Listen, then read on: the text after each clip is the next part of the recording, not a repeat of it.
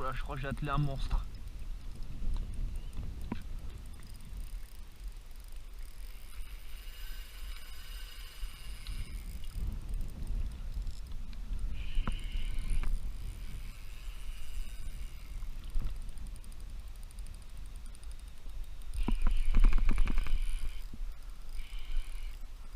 Je crois que j'ai attelé un monstre, les enfants, là.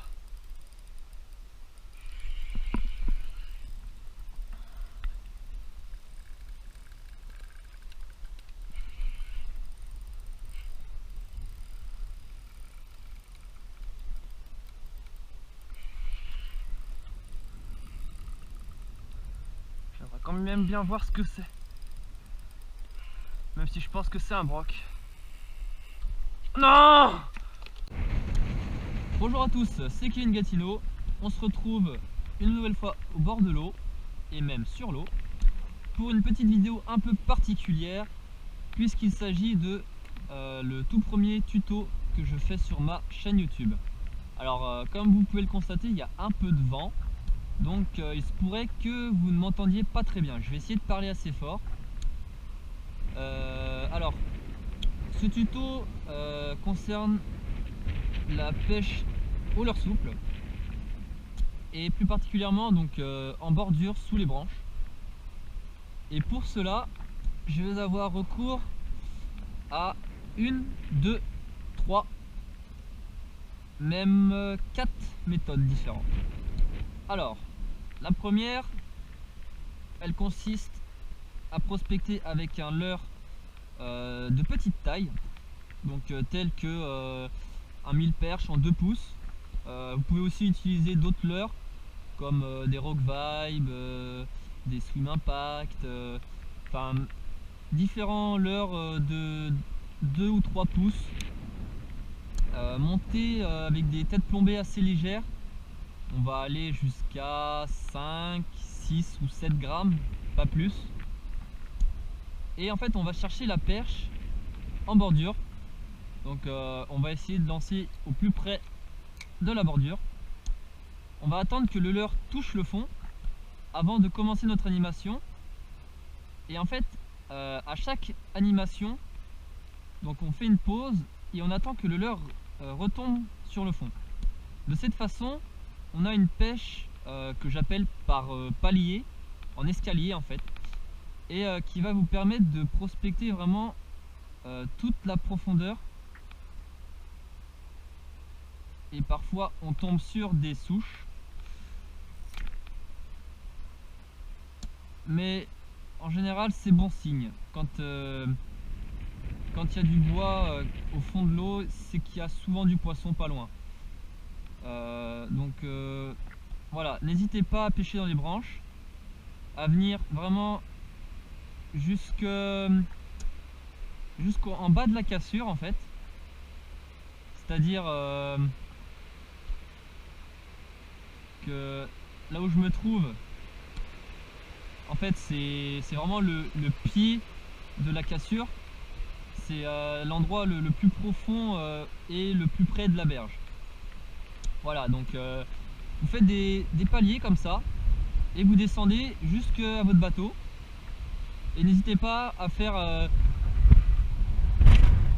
oh, y a du vent, il y a du vent. N'hésitez pas à faire 3, 4, 5 tirés en vertical pour voir s'il n'y a pas un poisson qui est posté vraiment au pied de la cassure. Pareil, si vous trouvez une branche à mi-chemin, donc sur la pente, n'hésitez pas à vous rapprocher discrètement s'il y a assez de fond, on va dire allez 1,50 m minimum, pour faire un petit peu de vertical dessus. Ça peut être ça peut donner également. En ce qui concerne la couleur, moi j'utilise du blanc actuellement.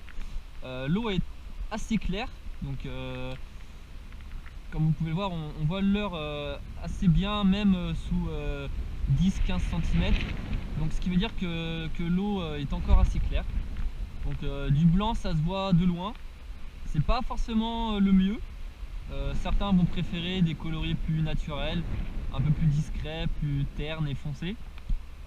J'utilisais le noir et vraiment le bleu marine récemment. et ça donnait aussi pas mal. Donc voilà, ce qui est vraiment le plus important, c'est votre animation. Donc comme je le répète, lancez près de la berge, faites 2-3 tirées vers le haut et laissez votre leurre redescendre.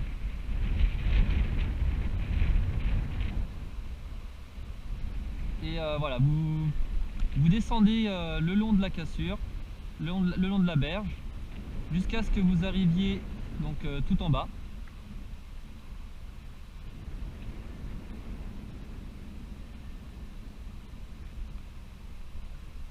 Et puis vous recommencez.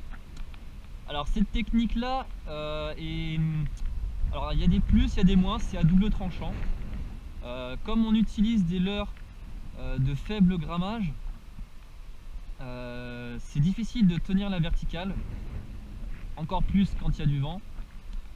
Et c'est pour ça qu'en fait on va utiliser une tresse assez fine. Là je suis en 10 centièmes. Et en fluoro, bah, c'est plus pour la discrétion, donc c'est à vous de voir. Au niveau des nœuds, c'est pareil. Faut des nœuds assez costauds quand même quand vous vous accrochez dans des branches assez lourdes et que vous n'arrivez pas à vous décrocher de suite. Il faut pouvoir essayer de la remonter quand même. Voilà, voilà. Sinon, ce que j'utilise comme autre petit leurre pour la perche, alors c'est cette petite merveille qui est en fait les jigs Ketek. Donc moi j'enlève les tiges noires parce que je me suis aperçu en fait que les perches et les brocs et les sandres, enfin n'importe quel poisson, avaient plus de mal à se piquer dans l'hameçon que quand on les enlève en fait, donc je les ai enlevés. Après c'est vrai que dans les branches bah, on se prend plus dedans, mais bon il faut faire un choix. Ensuite j'utilise des petites plombées texan pour passer vraiment dans les branches.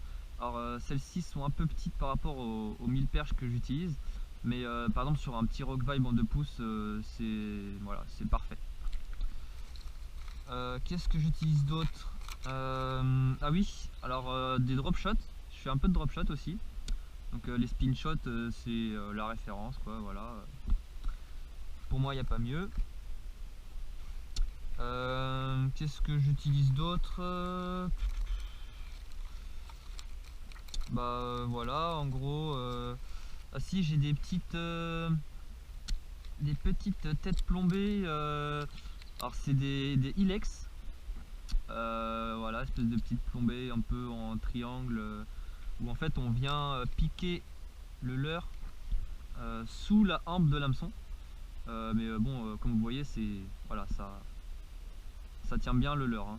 Il n'y a pas de souci à avoir, n'ayez crainte, ça tient bien. Voilà, et puis pour finir, voilà les petites TP de la lande, alors les basiques en 3,5 grammes. Donc là je sais que juste en dessous à cet endroit là il y a une branche assez importante qui est vraiment tout au fond. Donc qui dit branche dit poisson. Alors on va faire un peu de vertical.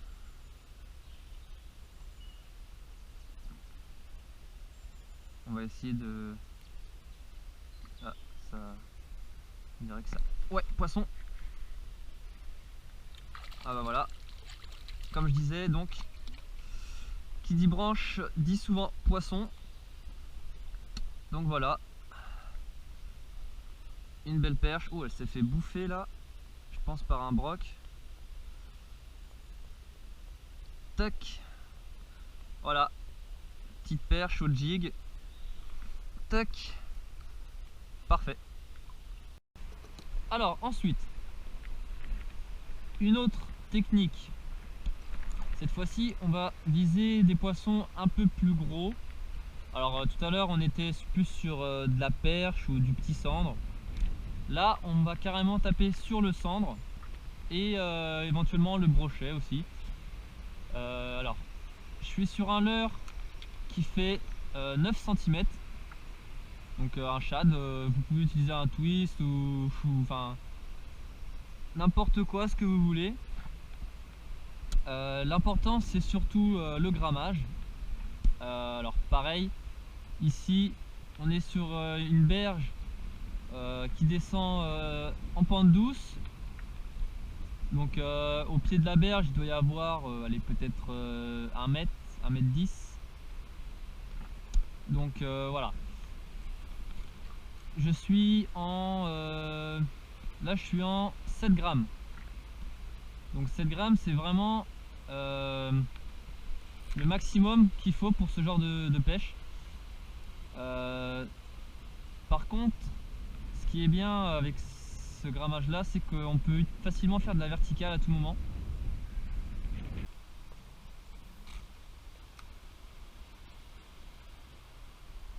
Ouais, poisson. Brochet.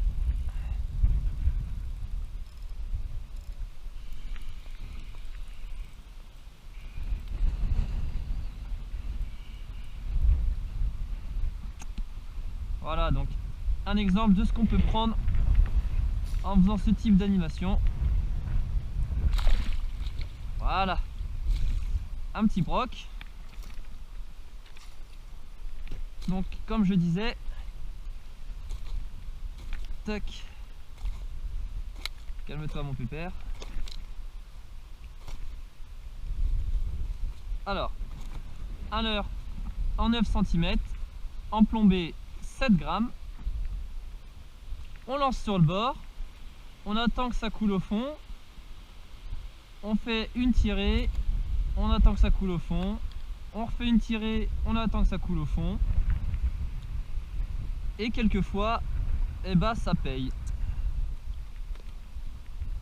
Et là, on a un exemple de ce qu'on peut prendre.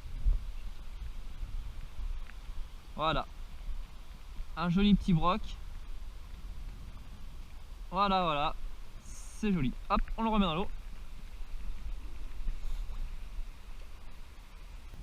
Voilà, donc là on a pris un brochet, mais la plupart du temps, en fait, cette technique est utilisée pour le sandre. Alors les tirées peuvent être plus ou moins longues. Tout dépend en fait de votre berge. Plus elle va être accidentée et moins votre tirée sera longue et haute par la même occasion, puisque en fait, donc comme vous pouvez l'imaginer, donc votre leurre, lorsqu'il va monter en faisant votre tirée, lorsque votre leurre va monter, si votre pente est plus ou moins haute, et ben votre leurre va se retrouver plus ou moins haut du fond, ce qui fait que vous allez peut-être louper un poisson qui sera collé au fond, alors que voilà, faut vraiment adapter la hauteur de sa tirée avec la pente que vous avez.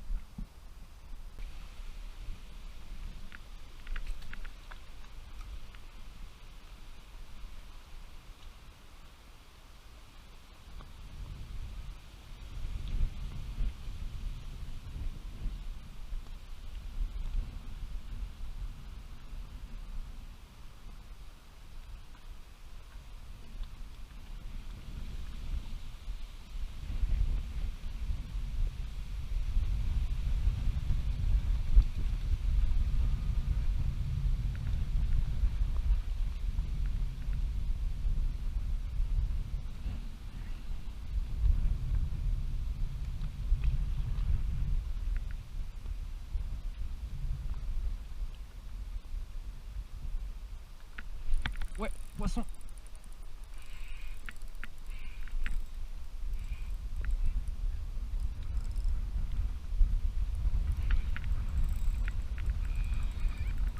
Ah, il est pris dans une branche par contre.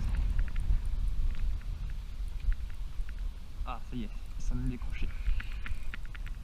Et c'est un joli cendre.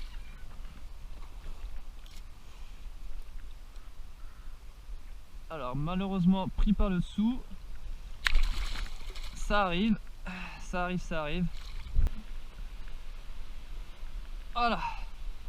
Quoi qu'il en soit, c'est quand même un beau bébé. Voilà. Un très joli cendre. Alors pris avec un peu de chance, hein, mais bon. C'est ça aussi la pêche, c'est ce qu'on aime. Avoir de la chance. Et puis bon. Lui aussi a un peu de chance puisque ça lui fait juste un petit trou. Voilà, il ne saigne pas. Donc on va pouvoir le remettre dans l'eau. Voilà, voilà. Allez, je le mesure pas. Il doit faire un bon 65 je pense. Allez, on le remet dans l'eau. Ah, nickel. Voilà, donc pris en vertical. Le long de l'arbre là, en fait j'étais en bout de l'arbre. Puisque c'est un gros arbre en fait. On voit que la partie immergée. Mais la partie qui est sous l'eau, elle vient jusque là à peu près. Donc c'est quand même un gros obstacle. Voilà, je pense qu'il doit y en avoir sûrement d'autres. On va essayer, on va voir. Voilà, ça fait plaisir en tout cas.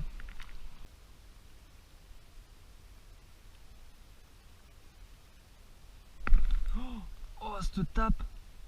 Oh, énorme, énormissime.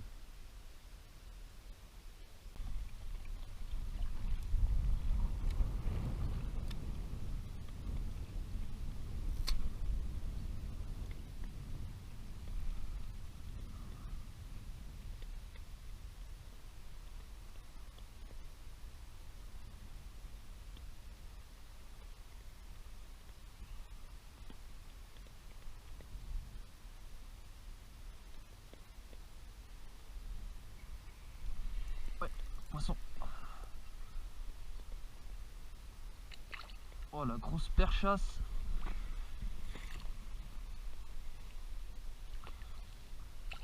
Oh, la grosse. Elle est pas grosse, mais bon, c'est une belle perche quand même.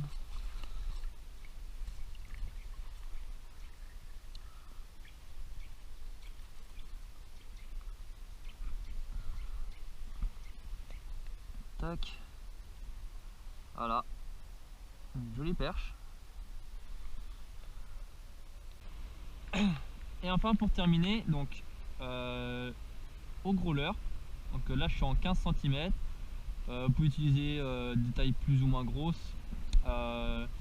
L'important c'est la technique de pêche. Donc là je suis plutôt sur une pêche on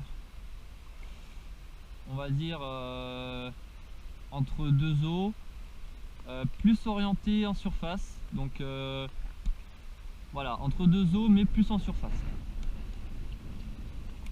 On va lancer près de la berge et ramener directement, tout de suite.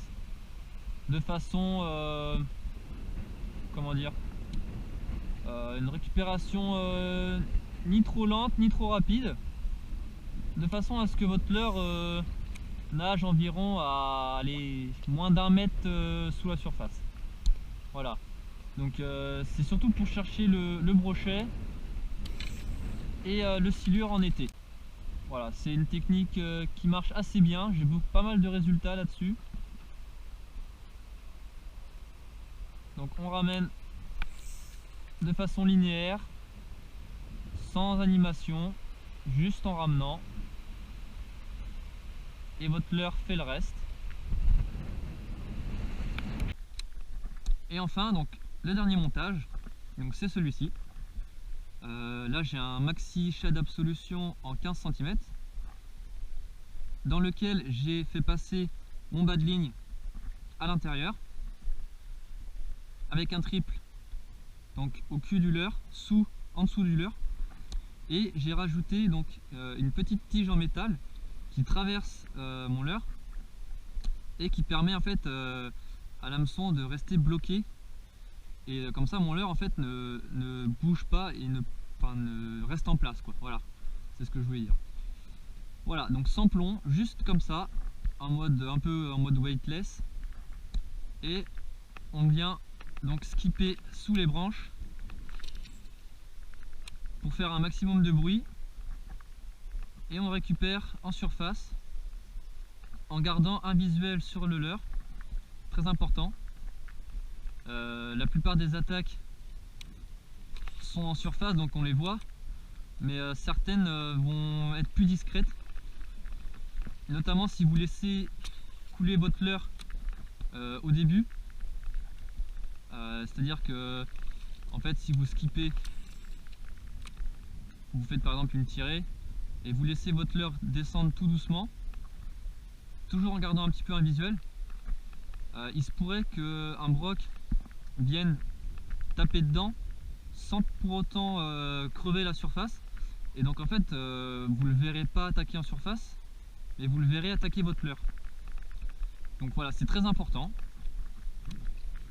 C'est pour ça qu'il faut avoir des couleurs assez pétantes. Là je pêche en blanc, donc le blanc ça se voit vraiment pas mal.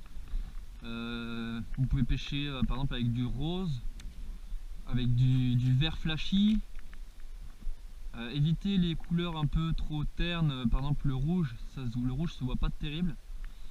Et puis bah, toutes les couleurs foncées quoi. Alors moi j'utilise cette technique sur les zones où il y a peu de fond.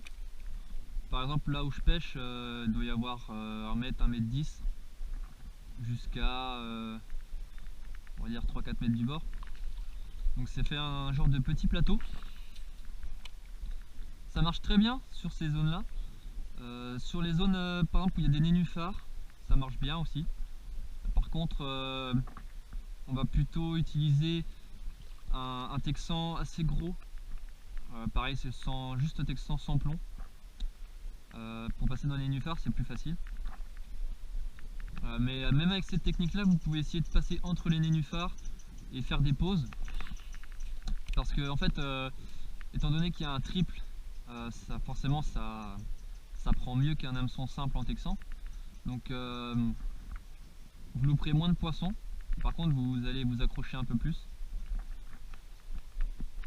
C'est kiff kiff.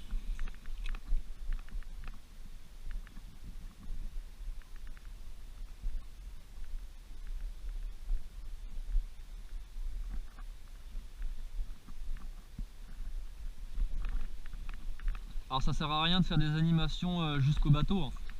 Vous pêchez seulement dans les 3-4 premiers mètres. Et puis s'il n'y a rien, bah, vous ramenez, vous recommencez quoi. La plupart des attaques elles ont lieu carrément en bordure. On va dire aller dans les 2 premiers mètres. C'est là où vous avez 90-95% des attaques. Et le reste c'est vraiment c'est vraiment pas souvent quoi.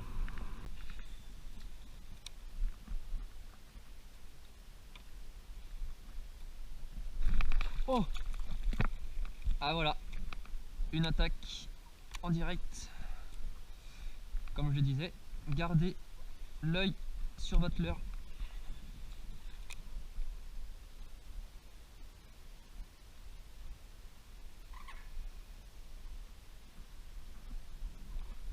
Oh, je sais pas si vous l'avez vu. En tout cas, moi je l'ai vu.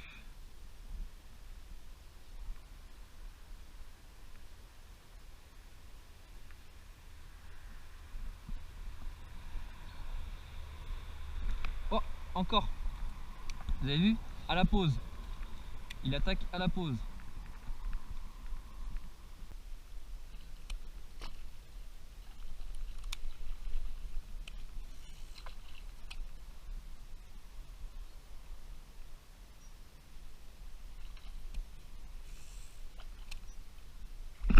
Oh.